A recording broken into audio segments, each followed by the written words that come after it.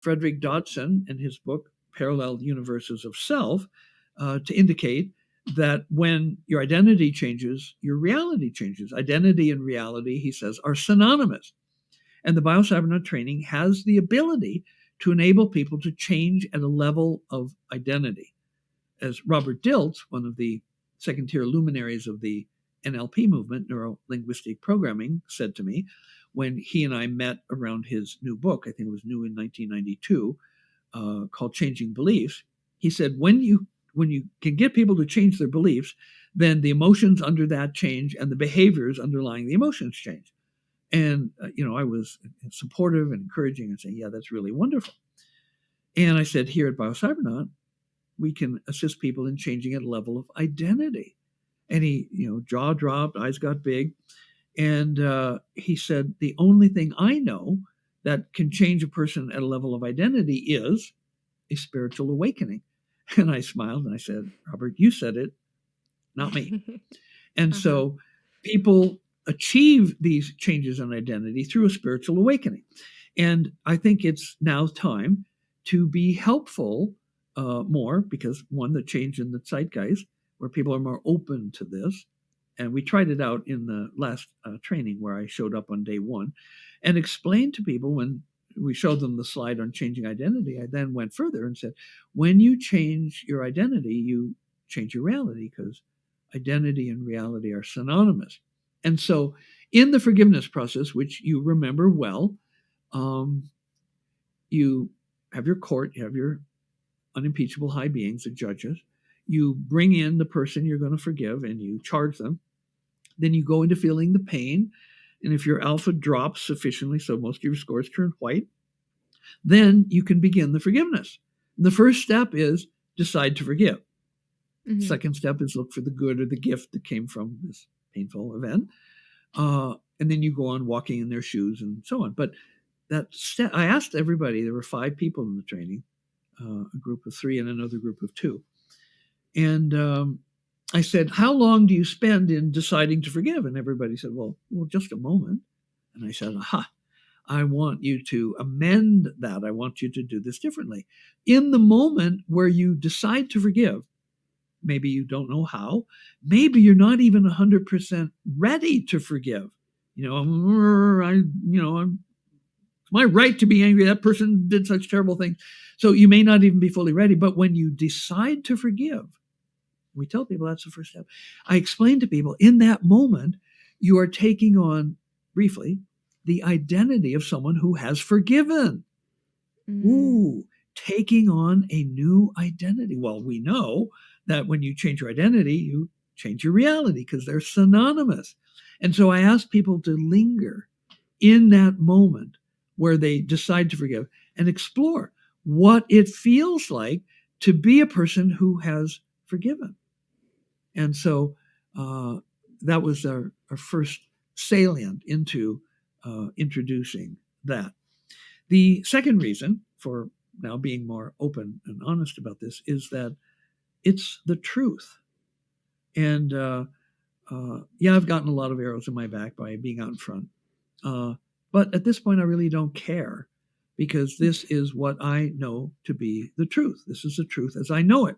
And so in the forgiveness process from all trainings, and I'm going to be teaching this to all my other trainers, including the one that just came from Germany for 2 weeks of retraining with me, in the forgiveness process, that step where you decide to forgive, which most people do in just a moment, I'm now instructing them to recognize that when you decide to forgive, in that moment, you have taken on a new identity. And we know that when you change your identity, you change your reality.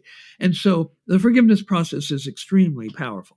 In fact, I could give you several examples. One, because my dear friend and trainer from Germany, at one point he had a family member come and do the training. And this family member forgave a brother who was in a different country. She had not talked to this brother in 7 years. The reason was there had been some wedding and this brother had made a disruption and kind of spoiled the wedding for everyone. So she cut off communication. 7 years, hadn't talked to him. So the day after she did her forgiveness on this brother, he contacted her on Facebook. So coincidence? Okay, let me give you another one. We had a married couple come for training. The husband was a Caucasian American male, and his wife was a Singaporean Chinese female. And she was showing a lot of anger on her mood scales. And when I dug in to find out the source of the anger, it was her aunt. Her aunt and her mother were identical twins. They had gotten married on the same day, different men. They had both given birth to a single girl child just a few days apart. And the mothers, as identical twins, were very close, and their children, cousins, were also very close. Well, sad part of the story was that the mother of the Singaporean Chinese woman died early. So her aunt took her on and raised her along with her own daughter. But the aunt was suddenly very mean. Like, she would take the two girls, her daughter and her niece, clothes shopping, and she would only buy clothes for her daughter. If the daughter loaned a piece of clothing to her cousin and the mother found out, she would severely punish both girls. So this was a very, very mean aunt, kind of like the Cinderella stepmother kind of story. Mm. So she got away from that family. She got away from Singapore as fast as she could. And now she's living in America with her Caucasian male husband. And so when it comes up through digging around the stigma she was getting on anger words, this story about the mean aunt, she undertook to forgive the aunt. And she did a very deep and profound forgiveness. The next day when she came in, she was all aglow because she'd gotten an email of apology, a long email of apology from that aunt. And when they did the calculation, because there's a time difference between Sedona and Singapore, when she did the calculation of time, the aunt wrote that letter 3 hours after she had done the forgiveness. And so this is magical. Now, my first, Celtic, one of my Celtic teachers was an archdruid, and he said, if something happens once, it's an event. If something happens twice, it's a coincidence. If it happens third time, it's a pattern. So let me give you a third story. I have a man in training who had done the Yogananda meditation for 45 years. He had known Yogananda when Yogananda was alive at the Mother Center in Los Angeles. As a young man, he'd been a model. He was very handsome.